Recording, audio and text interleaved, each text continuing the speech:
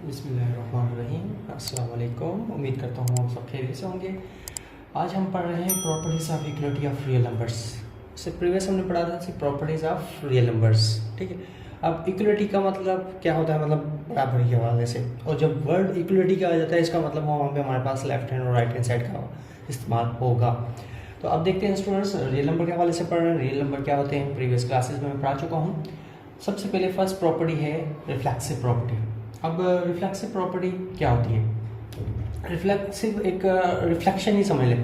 इसमें कह रहा है कि अगर इफ ए जो है वो बिलोंग्स करे रियल नंबर से, मतलब अगर ए है, ए का मतलब सपोज कोई भी कुछ भी हम ले सकते हैं, ए कोई भी एक रियल नंबर ले सकते हैं हम।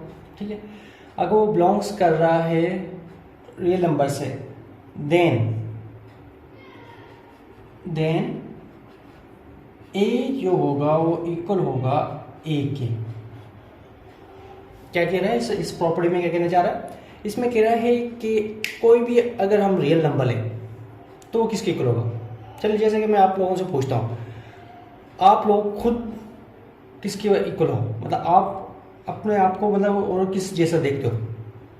तो आप अपने आप को किस में देखोगे? आप अपने आप को मतलब अपने जैसा ही देखोगे ना, कोई तो आप जैसा कहीं है ही नहीं है ना, बिल्कुल भी। तो इसी तरीके से मतलब यही कह रहा है कि हर नंबर्स इक्वल होता है अपने आप के। जैसे मैं कहता हूँ 6, कह रहा हूँ कि मुझे बताओ कि 6 और किसके इक्वल है, तो होगी सर 6 जो है वो 6 के ही इक्वल होगा। क्यों? जो 6 से जो वैल्यू, जो 6 की जो क्वांटिटी है, जो तादाद है, वो 6 के ही बराबर होगी। तो बस यही प्रॉपर्टी क्या कहलाती है हमारे पास? Reflexive property. मतलब समझो कि एक रिफ्लेक्ट करना है, समझो उसी से निकला है। अगर 6 की अगर हम रिफ्लेक्शन देखेंगे तो वो क्या है? 6 ही है। अगर मैं क्या कहूँगा कि मेरे पास नंबर है 2/3, ठीक है, 2/3 है, तो इसकी रिफ्लेक्सिव प्रॉपर्टी क्या होगी? 2/3 होगी। ठीक है, सेम हो गया। अगर मैं कहता हूँ -8 है, तो इसकी रिफ्लेक्सिव प्रॉपर्टी क्या होगी? -8 ही होगी। अगर मैं कहता हूँ 0 है मेरे पास, तो उसकी रिफ्लेक्सिव प्रॉपर्टी क्या होगी? 0 ही। ठीक है, समझ में आ गया होगा उम्मीद करता हूँ। चलिए उसके बाद नेक्स्ट प्रॉपर्टी है साइमेट्रिक प्रॉपर्टी। अब साइमेट्रिक प्रॉपर्टी में कह रहा है कि अगर इफ ए बी बिलोंग्स कर रहे हैं रियल नंबर से, किससे? रियल नंबर से, देन इसमें कह रहा है ए क्या होगा? इक्वल होगा b k. It implies that b equal होगा ए के, ए इक्वल होगा बी के और बी इक्वल होगा ए के। अब ये कैसे हो सकता है?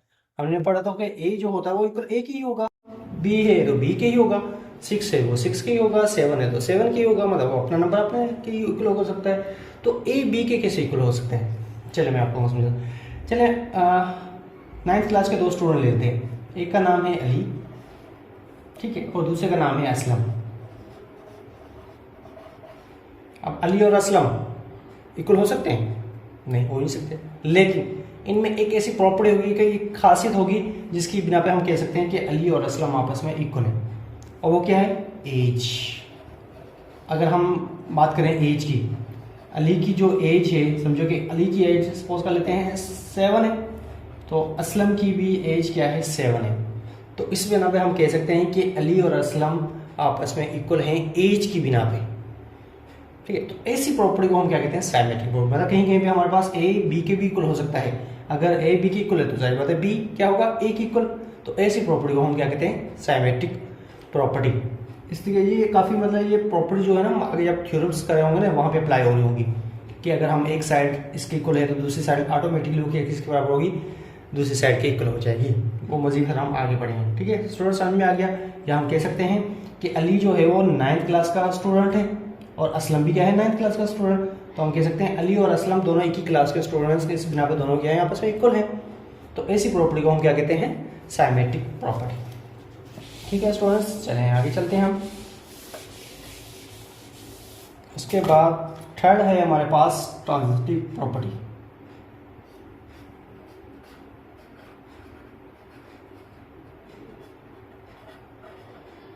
ठीक है, ट्रांजिटिव प्रॉपर्टी में क्या कहना चाह रहा है स्टूडेंट्स? इफ इसमें कह रहा है कि अगर हमारे पास, देखिए उसमें 2 टर्म के वाले से, इसमें ए बी सी बिलोंग्स कर रहे हैं हमारे पास रियल नंबर से, मतलब ए बी सी बिलोंग्स कर रहे हैं हमारे पास रियल नंबर से, देन इसमें कह रहा है कि ए जो होगा इक्वल होगा बी के और बी इक्वल होगा सी के।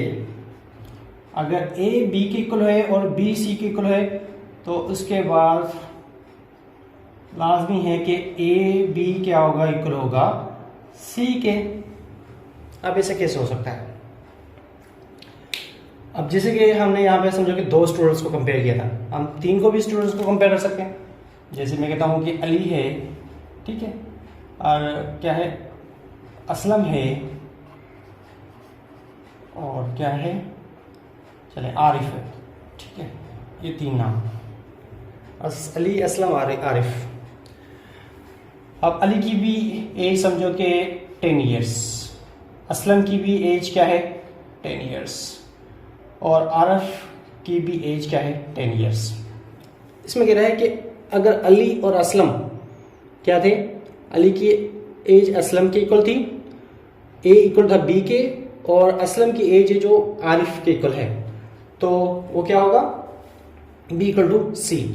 जब अली असलम के इक्वल है, असलम आरिफ के इक्वल है, तो जाहिर बात है अली और आरिफ की क्या होगी, वो भी तो क्या होगा, आपस में इक्वल होगा। तो ऐसी प्रॉपर्टी हम कहते हैं ट्रांजिटिव प्रॉपर्टी। जैसे कहूँगे मैं, अगर मैं कहता हूँ 7 इक्वल है 7 के, ठीक है, क्योंकि और उसके बाद फिर कह रहा है 7 इक्वल है 7 के, चलें यहाँ पे नंबर के हवाले से तो समझ में नहीं आएगा, अगर मैं और नंबर ले लेता हूँ। अगर मैं कहता हूँ कि x इक्वल है y के, ठीक है, और एंड y इक्वल है z के, ठीक है, तो मुझे बताएं अगर x y के इक्वल है y z के, तो जाहिर बात है x और y भी क्या होंगे, आपस में इक्वल हो जाएंगे, ठीक है, क्लियर। जाहिर बात है x y के बराबर है तो y z के बराबर है, तो जो वैल्यू हमारे पास क्या थी y की थी, वही वैल्यू हमारे पास x की है, तो इसी वजह से हम क्या कहेंगे x इक्वल है z के। तो ऐसी प्रॉपर्टी को हम क्या कहते हैं, ट्रांजिटिव प्रॉपर्टी। चलिए स्टूडेंट्स आगे चलते हैं। उसके बाद नेक्स्ट जो हमारे पास प्रॉपर्टी है, ठीक है, उसका नाम है एडिटिव प्रॉपर्टी। क्या नाम है इसका, एडिटिव प्रॉपर्टी।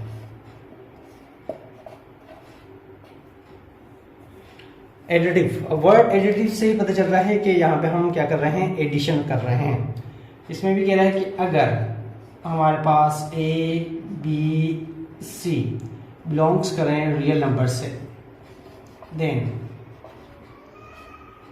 क्या होगा, हमारे पास ए अगर इक्वल है बी के, स्टूडेंट्स इसमें कह रहा है एडिटिव प्रॉपर्टी में कह रहा है अगर ए बी के इक्वल है तो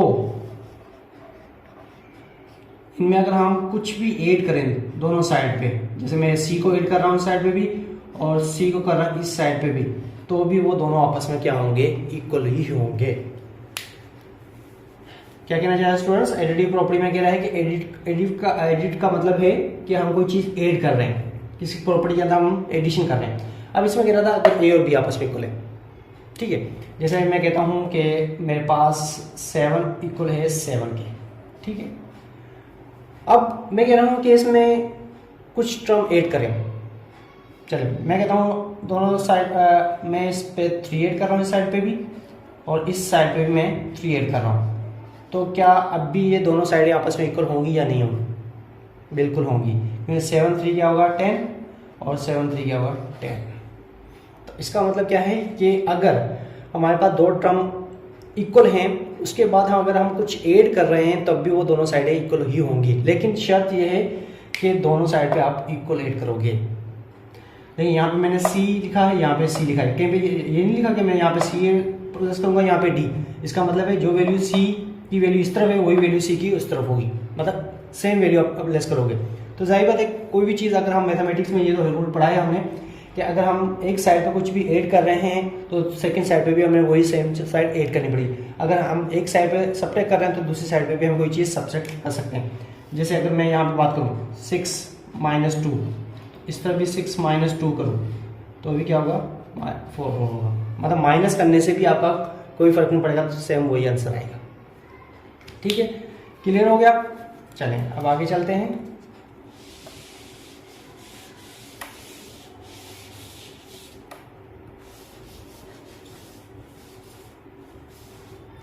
ठीक है स्टूडेंट्स, इसके बाद प्रॉपर्टी नंबर हमारे पास क्या है 5, इसका नाम है मल्टीप्लिकेटिव।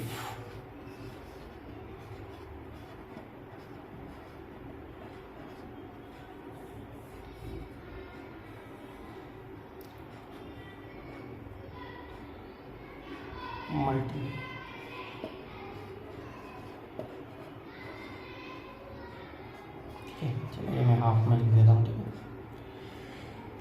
चलिए स्टूडेंट्स, मल्टीप्लिकेटिव प्रॉपर्टी क्या होता है?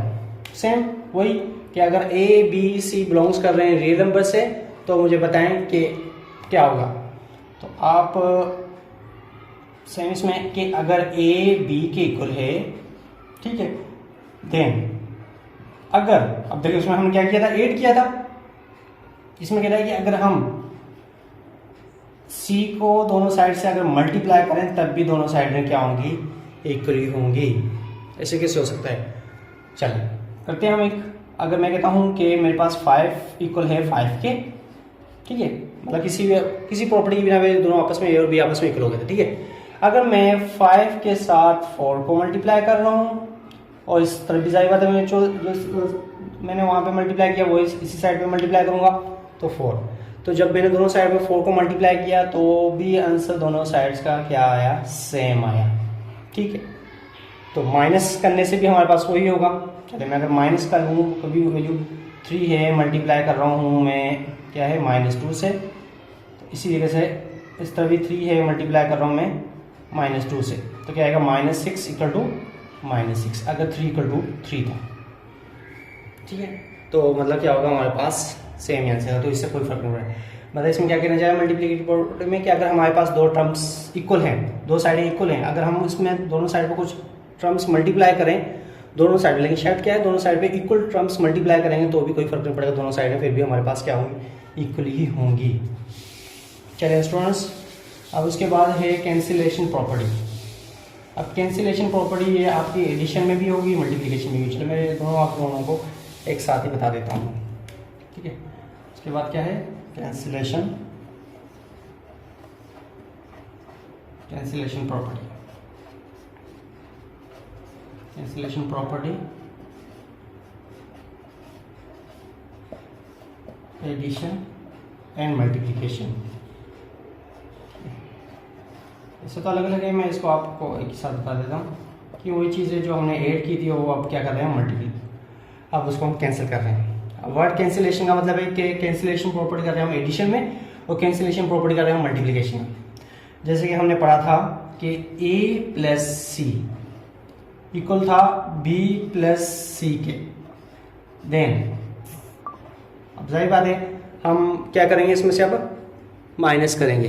ठीक है, अब दोनों साइड में हमारे पास देखें ये c आ रहा है, ये c आ रहा है, जाहिर बात सेम जो होगा वो हम क्या कर देंगे, माइनस करेंगे, तो हमारे पास क्या होगा, a इक्वल टू सी हो जाएगा।